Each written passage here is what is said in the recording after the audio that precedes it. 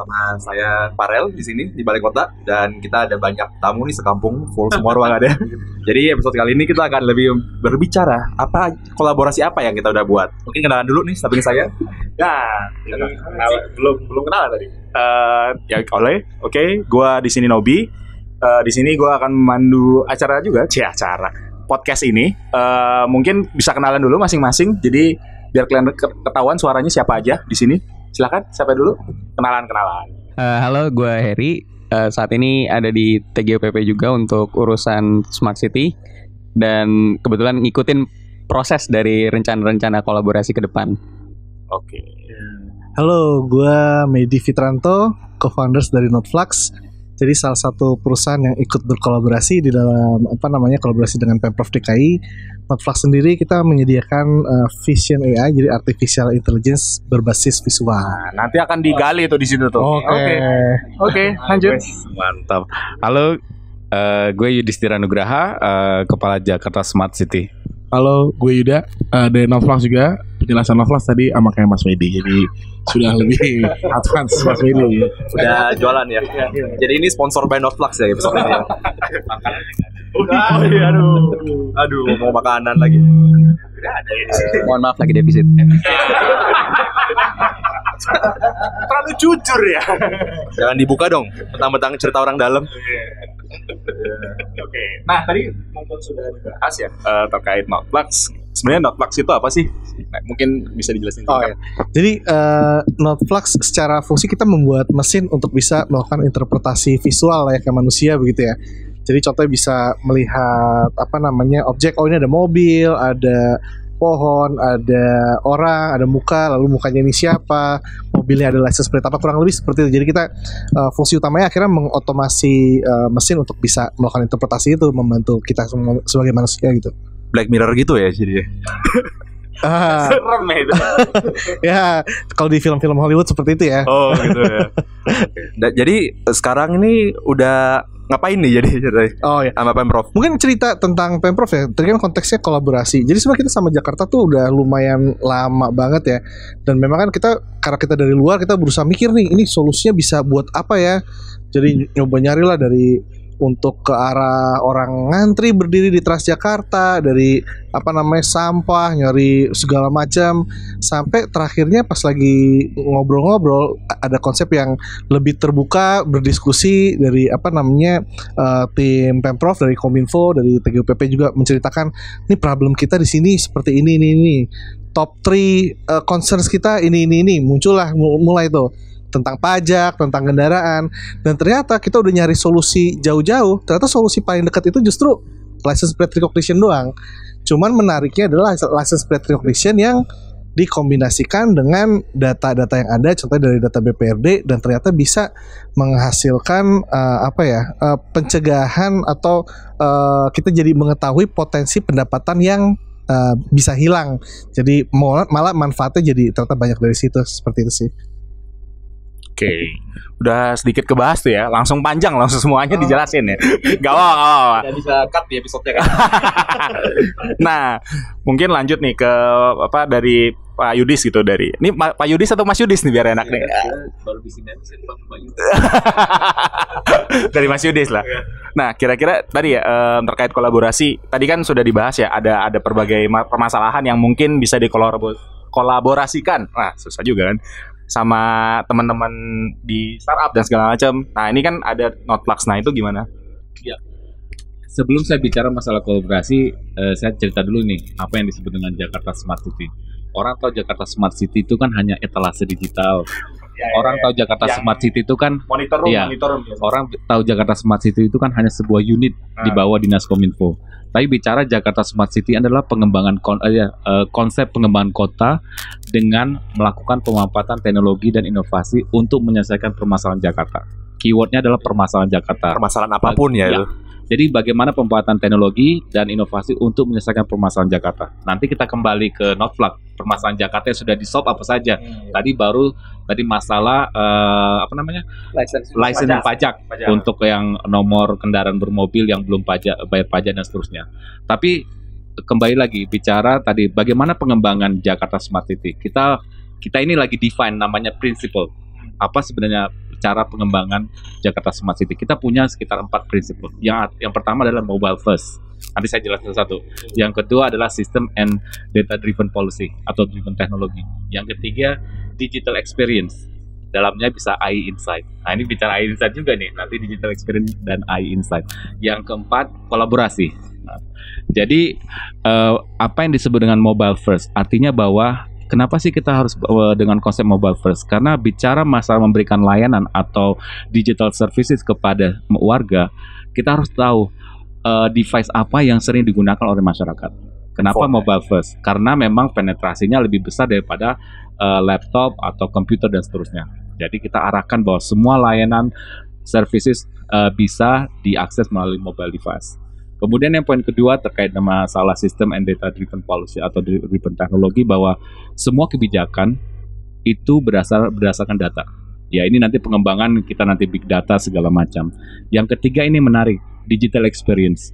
Digital experience ini tidak hanya bisa di-provide oleh misalkan Northflag tanpa adanya terbentuknya digital society. Bagaimana masyarakat benar-benar merasakan bahwa data itu benar-benar savvy atau mudah dimengerti. Contoh yang paling menarik kalau di luar negeri, misalkan ini saya sering ngomong, orang kalau mau piknik selalu membuka handphone dan cek weather, cek cuaca. Soalnya di sana sering hujan, Pak. Yes. Masalah gini, orang percaya data itu benar, akurat. Yes. Kalau di sini orang udah nggak pernah mikirin, yang penting go ahead. Ngecek angin, Pak. Iya. Taunya Karena panas gini, doang gitu. Bicara Jakarta Smart City, pada saat kita memprovide data dan data itu tidak akurat, orang tidak akan tidak percaya lagi dan tidak akan menggunakan data istilahnya aplikasi atau layanan tersebut. Digital experience, AI Insight. AI Insight itu berarti sebuah kegiatan yang sering diulang. Itu nanti contoh misalkan saya pakai Gojek, karena saya sudah sering pakai Gojek dari rumah ke stasiun, langsung dia mengarahkan. Itu kan bagian learning. Jadi itu salah satu contoh sederhana ya, AI Insight. Tapi nanti mungkin tapi menarik sebenarnya bicara artificial intelligence ini, karena memang itu bagian dari kehidupan, membantu, memberikan kemudahan. Karena bicara Jakarta Smart City atau Smart City, salah satu outcome terakhir adalah memudahkan masyarakat. Dengan AI Insight berarti kita dimudahkan. Yang terakhir kolaborasi. Ini menarik.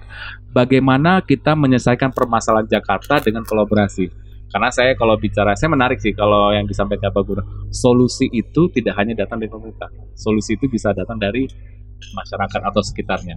Jadi tadi dengan kolaborasi ini kita bisa mengajak bahwa permasalahan Jakarta ini juga bisa diselesaikan oleh para stakeholder yang terkait. Salah satu misalkan startup yang kita sedang bangun bagaimana membuat sebuah sistem agar startup ini bisa menjadi engine. Kata keywordnya engine, artinya mereka menjadi tidak hanya sebagai vendor oriented, tapi mereka menjadi bagian dari sistem Jakarta untuk memberikan pelayanan publik. Jadi kurang lebih bicara kolaborasi, mau lanjut atau nanti? Silakan. Oke. Kalau ada yang belum terjelasnya. Jadi saya fokus ke kolaborasi. Saat ini Jakarta Smart City kita sedang mempropose yang disebut dengan konsep collaborative sandbox. Kalau ini sebenarnya diambil dari konsep regulatory sandbox. Regulatory sandbox ini biasanya dilakukan di saat ini di Indonesia, misalkan di OJK. Jadi sebelum fintech ini benar-benar diberikan license, izin. Jadi kalau di OJK itu ada sekitar 100 fintech yang masih terdaftar. Mereka ini belum berizin. Untuk terdaftar, untuk berizin mereka masuk sandbox dulu nih. Sandbox. Jadi pada saat nanti berizin, yang berizin itu hanya sekitar masih dihitung 10 jari lah. Berizin itu mereka harus comply dengan regulasi, comply dengan standar dan seterusnya. Jadi sama OJK itu mereka dimonitoring apakah sudah bisa masuk atau tidak. Itu bagian dari sandbox. Sama seperti bicara dengan collaborative sandbox. Kalau mungkin Northflag sudah lewat tahapan yang disebut dengan customer validation. Tapi bagaimana yang emerging? Bagaimana kita yang misalnya menumbuhkan startup baru? Saat ini yang kita lakukan model yang adalah kita membuka data-data melalui API. Data-data itu, untuk mendapatkan data-data itu melalui API Jakarta, startup daftar dulu. Nanti baru kita kasih akses. Mereka menggunakan data itu untuk membuat sebuah aplikasi yang bermanfaat. Salah satunya Trevi dan salah satunya juga ada startup e-health yang membuat antrian di rumah sakit. Jadi data-data itu kita provide. Itu mekanisme yang pertama. Mekanisme yang kedua tadi ada, karena bicara startup ini kan banyak istilahnya ibu kandung atau bapak kandungnya, ibu kandungnya, para inkubator. Nah, kita ingin feeding problem kepada inkubator itu supaya pada saat mereka tumbuh, mereka bisa kita gunakan. Karena mungkin biar sesuai dengan tadi problemnya permasalahan Jakarta. Karena bicara smart city kan bagaimana menggunakan inovasi untuk menyelesaikan permasalahan Jakarta. Kembali ke bicara masalah collaborative sandbox. Bagaimana collaborative sandbox bekerja? Mungkin kalau Novlux sudah masuk product validation ya, sudah dites. Jadi bagaimana yang startup awal ini, mereka memerlukan namanya customer validation. Siapa customernya? Jakarta. Kita fasilitasi di collaborative sandbox itu, kita fasilitasi startup yang ada dengan para SKPD. Apakah sudah match nggak nih istilahnya requirement-nya sesuai dengan kebutuhan? Itu baru tahu. Pada saat udah oke, belum tentu apakah produk atau lain ini bekerja atau enggak. Itu nanti masuk product validation. Misalkan contoh Novlux, waktu pada saat mereka mengetes sistemnya, mereka kita fasilitasi di titik-titik tertentu untuk mengecek bahwa produknya jalan atau enggak, it work atau enggak. Kemudian masuk model validation. Ini yang mungkin yang menarik ini adalah model validation. Karena bicara apa? Karena bicara pemerintah, biasanya model bisnis modelnya itu memberikan izin atau apalagi ya kurang lebih biasanya memberikan izin. Mereka bayar, diberikan izin. Tapi bicara startup ini, kalau saya lihat itu akan berdasarkan konteks dari masing-masing bisnis yang mau dilakukan. Ya ini nanti mungkin pengembangan sebenarnya bisnis modelnya seperti apa? Karena ini menjadi topik riset, topik pemikiran yang menarik. Model bisnis antara startup sebagai engine dengan para SKPD. Modelnya seperti apa? Apakah service provider atau seperti apa? Itu mungkin kurang lebihnya. Jadi ya semuanya kembali lagi ke untuk menyelesaikan permasalahan di Jakarta ya ini. Jadi apa yang kita lakukan di Sandbox Project ini dan apa yang Smart City lakukan itu untuk mencocokkan semua temuan-temuan teknologi-teknologi di luar sana dan semua permasalahan-permasalahan yang di-handle oleh pemerintah Jakarta ya. Nah, kalau sebenarnya dari Novlux sendiri bisa masuk ke sini tuh gimana sih caranya? Iya, ada bantuan kah dari orang-orang di belakang itu? Apalagi yang bayangan-bayangan di belakang. Masuknya ada namanya perjuangan namanya. Jadi kalau bilang harus berjuang, kita berjuang. Jadi emang menarik banget ya masuk Pemprov DKI pada umumnya, JC pada khususnya di timnya Mas Yudis. Jadi emang kita dulu tuh menariknya kita datang, ya tadi Mas Wedi bilang bawanya tuh bawa produk gitu. Kita punya license plate, kita punya vehicle counting dan kawan-kawannya. Emang berjalan ada progres, tapi nggak segitu significantly cepat secara masif, sama nggak signifikan untuk dampaknya gitu. Akhirnya makin kesini, terima kasih banget ke tim JSC, tim TGOPP, Mariskominfo.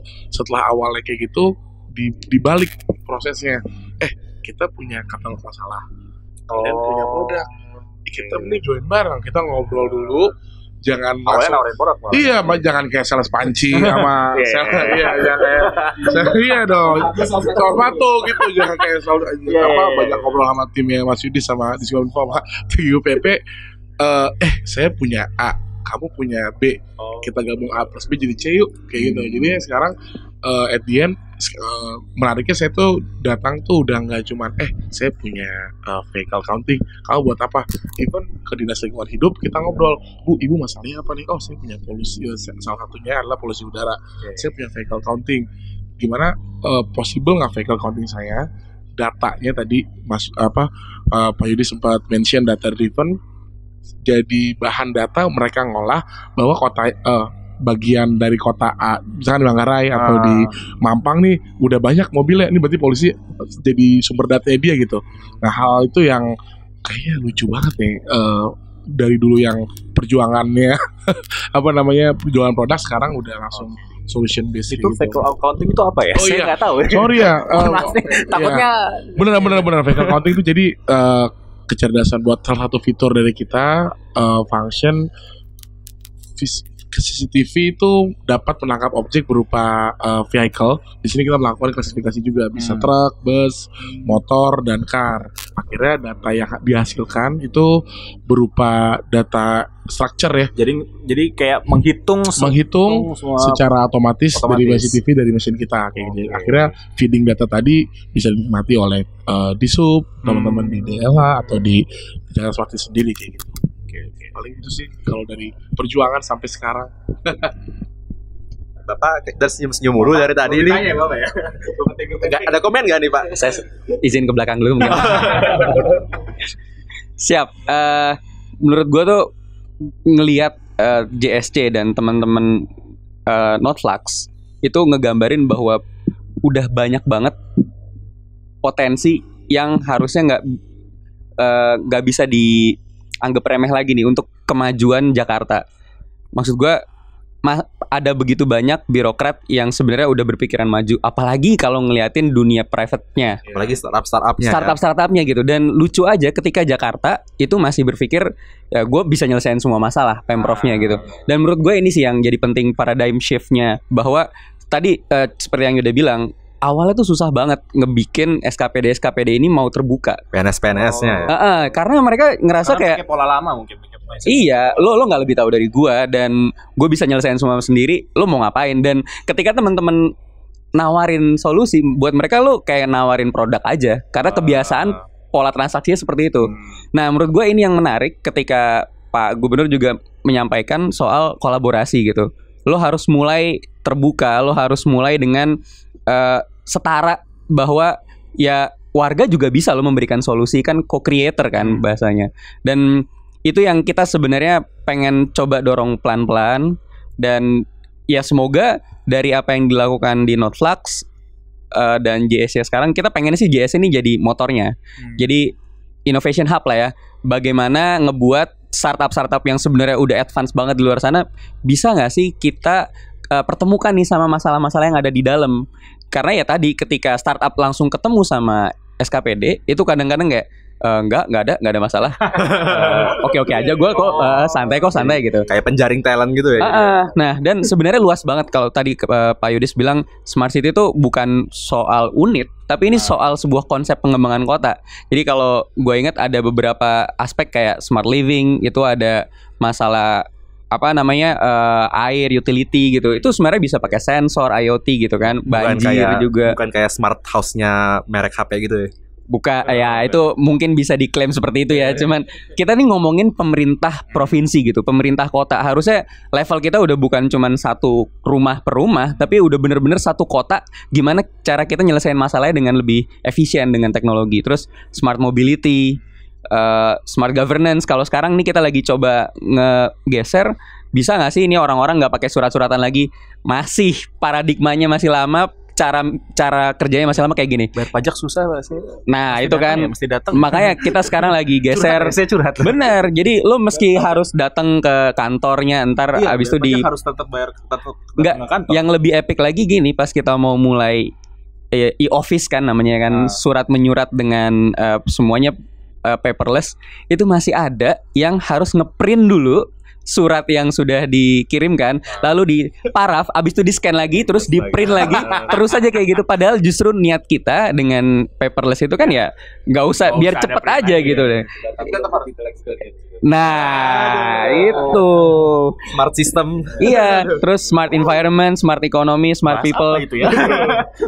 Jadi menurut gua ya balik lagi nih, selain tadi pengembangan teknologi, tapi juga dari sisi kesiapan usernya sendiri, paradigmanya itu juga harus digeser. Dan ini yang jadi tantangan besar buat pemerintah manapun ya, nggak cuma DKI. Bahkan kalau boleh dibilang, kita bersyukur banget kemarin waktu Sandbox Collaboration, acara kita bareng-bareng itu, hampir semua kaget. Wah gila, bisa ya ini yang datang kepala dinas kebanyakan. Hampir semua kita usahain kepala dinas yang datang, dan pada kaget juga nih teman-teman startup yang lain, apalagi yang udah gede-gede kan. Wah gila, kalau gue ketemu sama dinas di daerah lain nih nggak kayak gini, karena malah kepala dinasnya kemarin yang udah mulai bisa cerita gitu. Mungkin ya tadi karena udah pada jenuh, bukan jenuh ya, udah kayak terulang-ulang terus kolaborasi. Jadi kayak mereka udah ya udah deh gue cerita deh kolaborasi itu ya gitu ya mereka. Jadi nyerah juga gitu, akhirnya dia mau cerita. Paling itu sih yang gue bisa sampaikan. Jadi tadi ngomongin sandbox tuh bukan kayak di game-game gitu ya, yang jadi kayak endless mode kita bisa main terus, bangun terus. Jadi 2 minggu lalu gue inget ada acara sandbox di Balai Kota. Nah ini acara apa ya gitu tuh? Mungkin bisa jelasin lagi? Iya.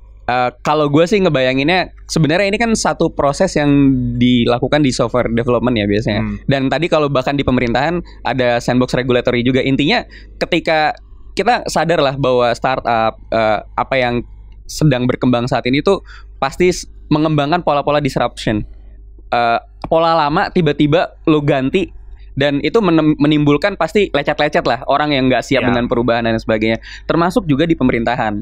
Nah, salah satu yang udah bisa responsif, adaptif terhadap itu dalam hal ini bisa kita puji BI dan OJK yang sadar bahwa di luar sana fintech itu udah nggak bisa dihindari. Nah, masa kita harus selalu kayak dulu kan sempat udah dilarang aja sama sekali, nggak mungkin men. Karena orang udah ngelihat behaviornya lebih suka yang efisien gitu kan, lebih gampang. Nah, akhirnya dikembangkanlah sandbox regulator ini supaya jangan langsung bilang enggak atau jangan langsung bilang iya. Ada celah nih. Bagaimana ada satu kotak sandbox itu untuk lo ibaratnya jatuh-jatuhan tapi nggak sampai luka gitu. Nanti ketika lo udah tahu ujungnya itu kayak buffer gitu atau bener kayak gitu, dan ketika nanti udah beres ya udah beneran bisa keluar regulasinya. Dan hampir di semua negara itu sedang mengembangkan hal yang sama karena pola-pola disruption seperti ini akan selalu terjadi seiring dengan perkembangan teknologi. Mungkin itu sih kalau ada yang ditambahin. Sip. Nah, tadi mau nanya juga nih, mungkin dari JSC ya, kondisinya kan tadi baru satu nih, baru teman-teman Notflux yang mungkin bisa sharing tentang apa yang udah mereka bantu. Nah, mungkin Mas Yudis bisa ceritain sedikit tentang teman-teman yang lain, mungkin startup yang lain atau kedepannya bakal gimana lagi nih? Atau gimana? Kan udah ada Notflux, ada lagi gak sih yang lain gitu?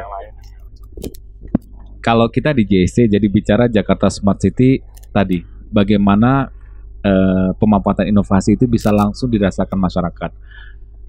Dan kita ingin ada hal-hal yang bersifat quick win yang langsung bisa implementable, langsung diterapkan.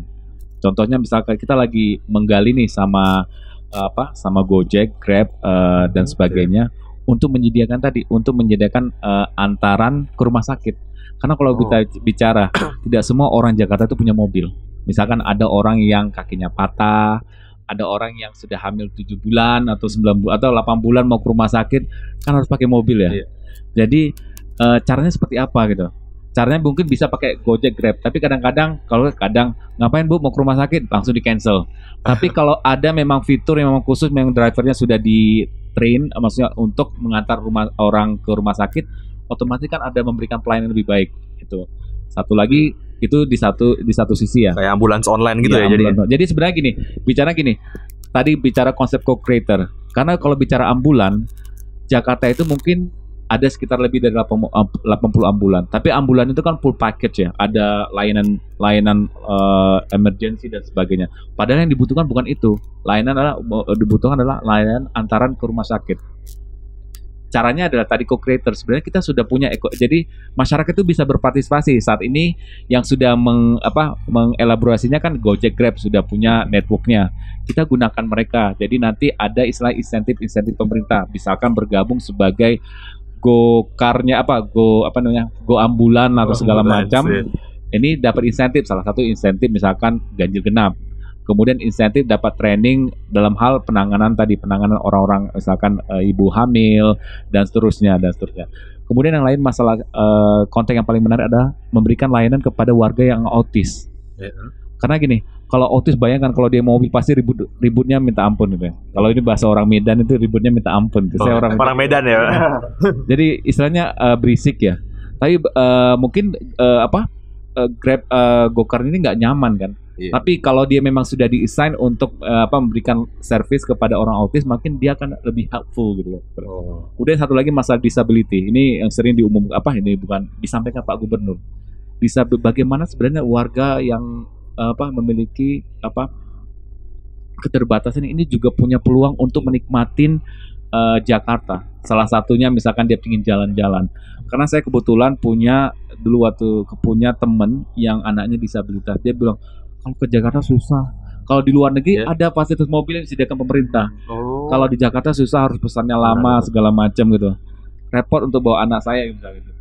Kita harus mikir bagaimana ini Jakarta ini istilahnya kota yang nyaman bagi kaum disabilitas itu. Kita harus berpikir bahwa kalau kita mengandalkan infrastruktur atau mobil yang disediakan Pemprov mungkin tidak cukup dengan penduduk Jakarta yang 10 juta. Berarti kita harus berkolaborasi misalkan dengan Bluebird dan sebagainya.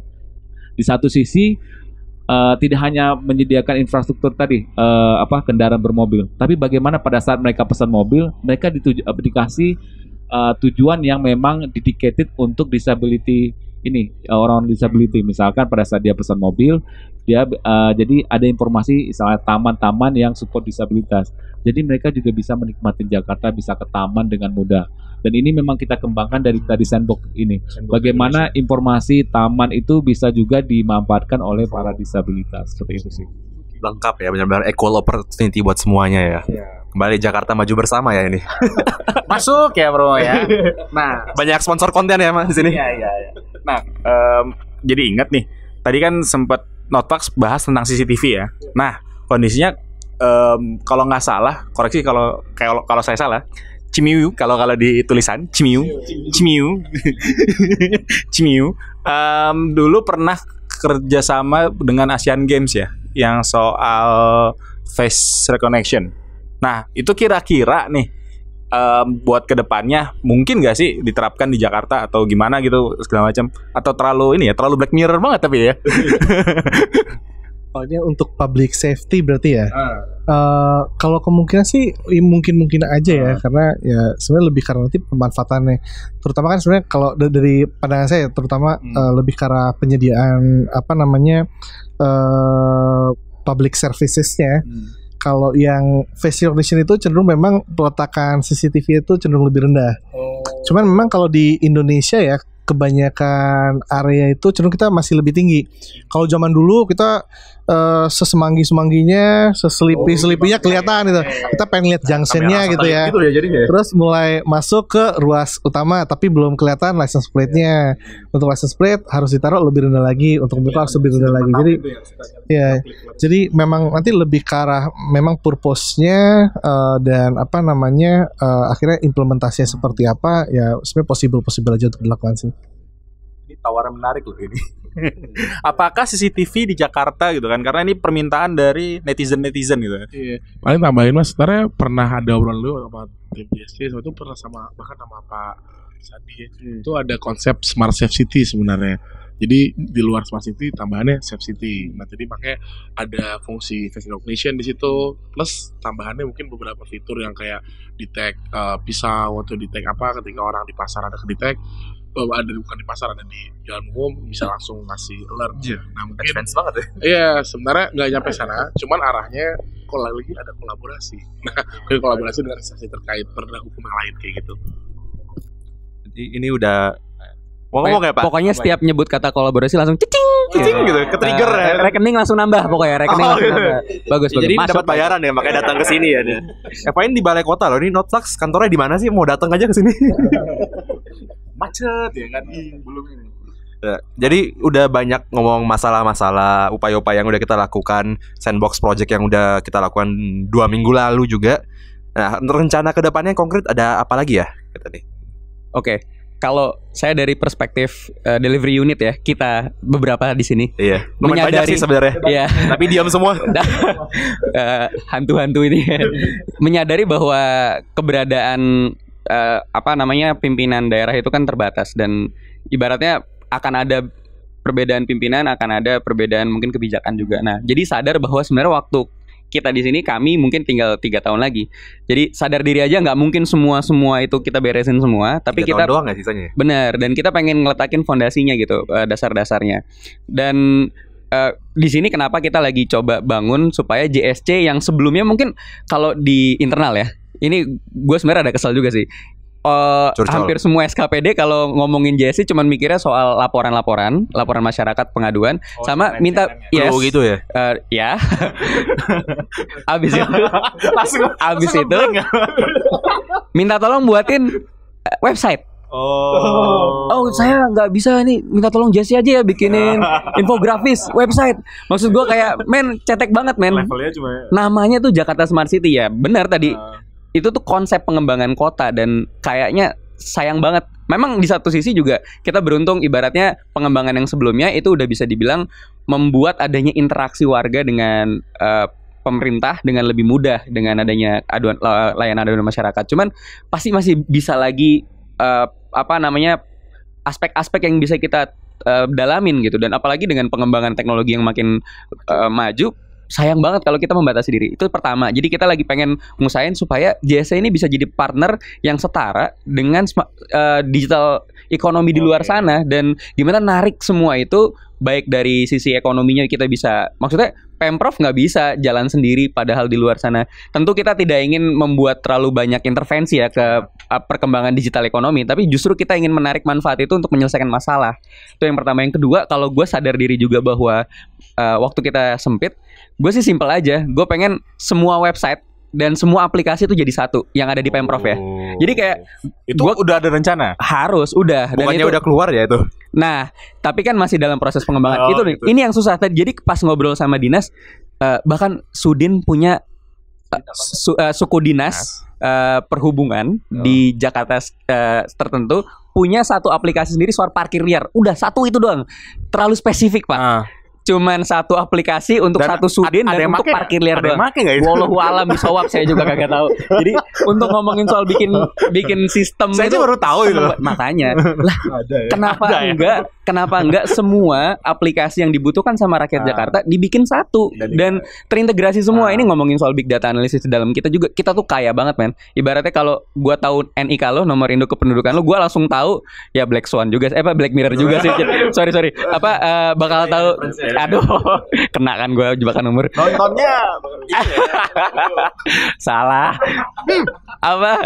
Harusnya masukin NIK. Gue terlalu bersemangat. Masukin NIK gue langsung tahu lo punya rumah di mana aja, bayar pajak lo berapa, terus jangan-jangan lo dapat KJP gitu kan. kadang kita taruh di Google juga ketemu sih. Nah, tapi men, Google itu kan data yang emang lo secara sadar mengpublish kan. Ya. Nah, kalau datanya Pemprov men, ibaratnya semua layanan-layanan tuh bisa. Gua nggak bicara soal ngejual data ya, tapi bagaimana tadi Mas Yudis bilang pengembangan kebijakan itu berbasis data gitu, evidence based policy. Nah, jadi balik lagi, kayaknya yang konkret nampaknya ini aplikasi-aplikasi yang udah banyak di hampir semua SKPD, kita lurusin lagi. Kita tuh pengen mempermudah hidupnya warga kita.